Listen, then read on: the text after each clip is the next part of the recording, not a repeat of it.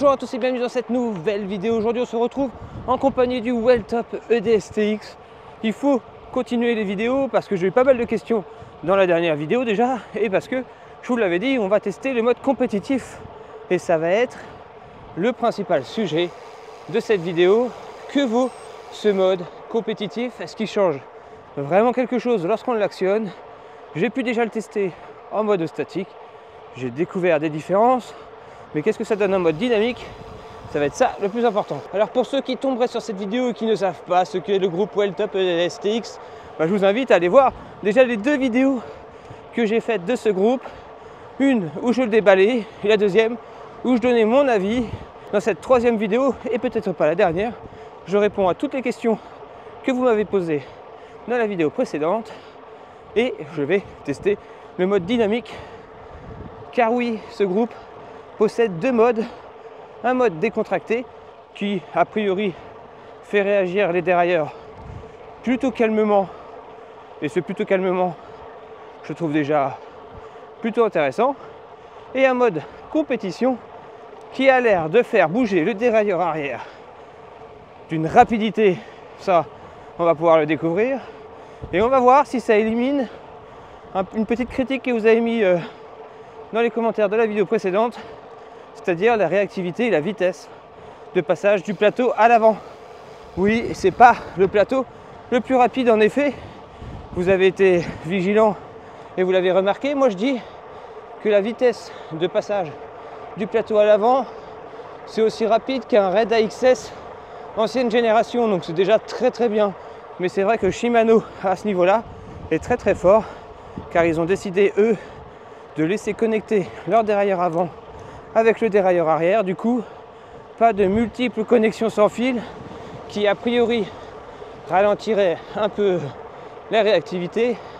Donc Shimano est un peu devant à ce niveau-là, mais est-ce que le passage en mode compétitif du groupe va gommer ce défaut?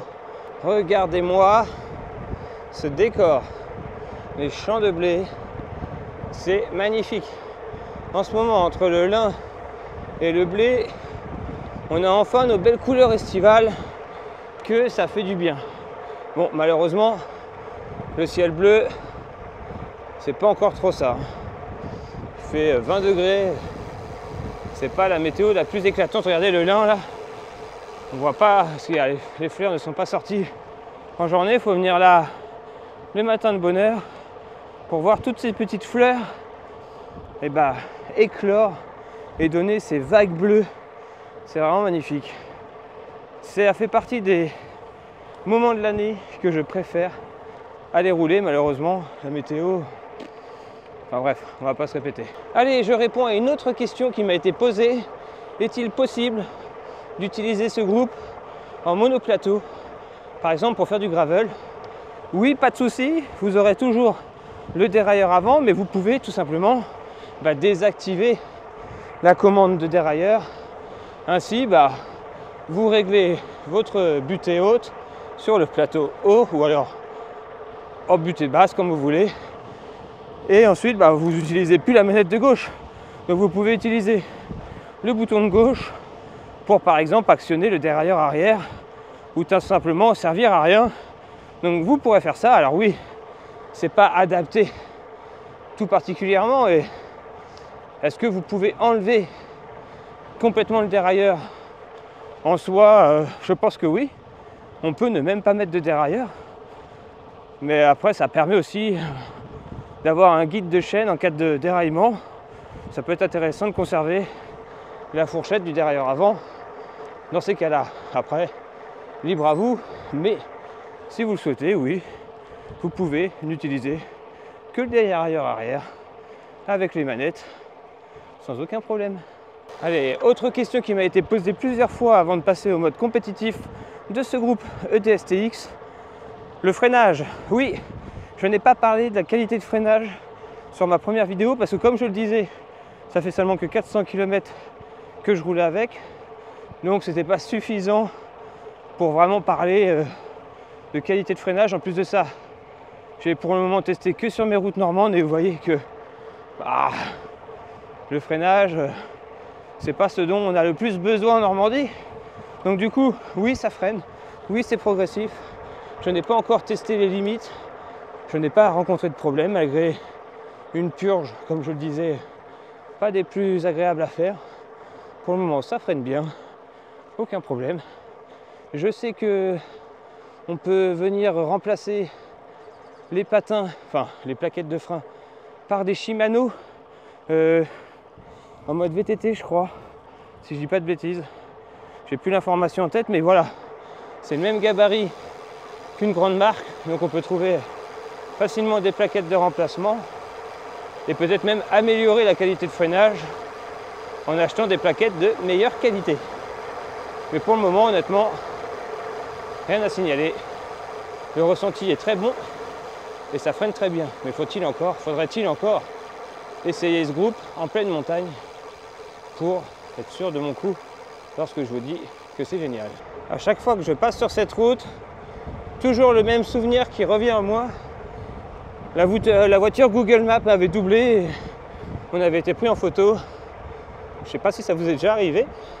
Si c'est le cas, n'hésitez pas à le mettre en commentaire. Moi je vous mets une petite capture d'écran, voilà. C'était il y a déjà quelques années. J'avais, je crois de mémoire, ma combi que j'avais fait faire en Chine au nom de la chaîne. J'avais un Adris ou quelque chose comme ça dans les jambes. En bref, la photo va parler d'elle-même. Je ne sais plus exactement, mais ça commence à dater. Et j'étais pas tout seul. Aujourd'hui, je ne suis pas tout seul non plus. J'ai mon ami le vent qui, malgré les saisons qui passent, lui reste toujours en place. Donc le mode décontracté. Ah là là, vous passez votre vitesse, la vitesse passe. Et franchement, je trouve que c'est déjà hyper convaincant. C'est efficace, rapide. Et pourtant, a priori, je n'ai pas encore goûté à la vitesse suprême de ce que donne ce groupe en mode compétitif. Alors oui, le passage avant, comme je disais tout à l'heure, est peut-être un peu plus lent, mais il n'y a aucun raté. Ça fonctionne bien. Moi, personnellement, c'est pas très dérangeant. Je n'ai pas eu de problème lié à cette vitesse qui serait lente. Alors peut-être que pour les plus compétiteurs d'entre vous, ça peut vous poser des problèmes. C'est pas grave parce que Welltop, on va voir, a implémenté dans ce groupe un mode compétitif et pour l'activer, c'est plutôt simple. Hop, pour l'activer, il suffit à n'importe quel moment de la sortie de sortir son téléphone, hop, d'aller sur l'application aux deux roues, de connecter le Bluetooth. Ça va venir chercher les appareils. Voilà, là je sais pas si vous allez bien voir parce que je suis en plein soleil, mais voilà, là c'est en train d'aller récupérer les infos. Je mets mode compétitif, ça me dit que le changement de mode compétitif va augmenter la consommation d'énergie de l'appareil, donc il faut revenir en mode loisir à temps après utilisation, donc n'en abusez pas. Dans tous les cas, je sais que d'après la dernière mise à jour faite par l'application Welltop, dès que les dérailleurs passent à 30%, ça rebascule directement en mode détente pour être sûr et certain de pouvoir rentrer chez vous et d'avoir encore une autonomie bien plus qu'il ne faut. Car je vous rappelle qu'après plus de 400 km, vous l'avez vu, je suis qu'à 75% d'autonomie perdue. Donc c'est assez large. Allez, les modes compétitifs MI, vous n'avez plus qu'ensuite à décocher le Bluetooth pour reprendre la main avec les manettes sur le groupe et c'est parti, on va aller tester les sensations en direct. Allez, on va en direct prendre son ressenti. Ok, ouais. Oh, franchement, le dérailleur arrière, c'est une fusée. J'avais pu le constater sur le pied d'atelier, la différence de temps qu'il faut au dérailleur pour balayer la cassette de haut en bas. Et c'était assez impressionnant la différence. Mais là, sur le vélo, ça vient balayer les vitesses et sans aucun couac. Non, franchement, wow. Je reste appuyé à peine sur la manette. Il y a le dérailleur qui remonte sur la cassette. C'est fou. Non, ça marche vraiment bien. La différence, elle est bien notable sur le dérailleur arrière. Est-ce que ça change quelque chose sur le dérailleur avant? Allez, on va se mettre, pour faciliter tout ça, milieu de cassette. Voilà. Et on va voir. C'est moins perceptible. Je sens qu'il y a une différence. Je sens que c'est plus rapide. Après analyse un peu plus précise, le dérailleur avant bouge toujours aussi vite, que ce soit en mode décontracté ou en mode compétitif. Là où il y a une petite amélioration, c'est dans le temps de réactivité entre mon appui sur la manette et le début du mouvement du dérailleur. Donc ça fonctionne vraiment bien. Encore une fois, j'ai pas de loupé. Donc c'est pas parce qu'il va plus vite que ça vient mettre un couac dans la confiance qu'on peut avoir de transmission. Non, franchement, ça marche bien. Même le mode compétitif, il est plutôt pas mal. C'est validé. Alors beaucoup m'ont demandé si cette année j'avais fait l'étape du Tour ou pas. Eh bien non, je n'ai pas fait l'étape du Tour. Manque de temps aussi, manque d'entraînement. Donc du coup, ça n'aurait pas été forcément une expérience très agréable à vivre. On le sait, l'étape du Tour, c'est quelque chose d'assez difficile. Il faut avoir les conditions. Si vous voulez savoir ce que donnait cette étape, je vous mets 2 liens dans la description. Les étapes de Quentin et de Noémie. 2 expériences totalement différentes. Une avec, à l'arrivée, un plutôt bon classement. Et l'autre, en tant que capitaine de route. Donc je vous invite à aller voir ça. Je vous mets même les vidéos en haut à droite. Comme ça, vous pourrez vous aussi, si vous n'avez pas pu vous rendre à cette étape du Tour, eh bien voir ce qu'il en était cette année de l'intérieur. Et on m'a d'ailleurs posé la question si finalement j'abandonnais pas un peu l'école cette année. Non, je n'ai pas abandonné l'école d'ailleurs. Je vais en fin de mois de juillet, du 27 à début août là, une semaine du côté de Taninges. Donc si certains d'entre vous habitent dans le coin, peut-être que vous allez me croiser le matin dans l'école autour de Taninges. Ça me donnera l'occasion de remonter l'école que j'ai a priori montée l'an dernier lors de l'étape du Tour. Mais j'avais tellement pas de cerveau, tellement pas d'énergie que je me souviens même plus les avoir montés et que je sais même plus à quoi ils ressemblent. Le cerveau est plutôt bien foutu. Il a tendance à vite oublier les moments difficiles pour ne garder que le meilleur. Et l'étape du Tour 2023, pour moi, a été un moment difficile, très difficile. Du coup, mon cerveau, il a skippé ça et donc on va pouvoir remonter l'école tranquillement. J'ai même envie de remonter le col de la Colombière que j'avais vraiment adoré monter pendant une étape du Tour aussi. Donc bref, on va repartir un peu sur les traces du Tour, des étapes du Tour que j'ai faites, mais aussi le col des Aravis, ce genre de choses. Peut-être que ça sera l'occasion durant la semaine de faire une sortie entre abonnés si vous habitez dans le coin. Et comme ça, vous allez un petit peu me booster dans les cols dans lesquels vous avez l'habitude de rouler. Oh, les chiens, ils font toujours peur. Ah, c'est quand même assez impressionnant, cette vitesse.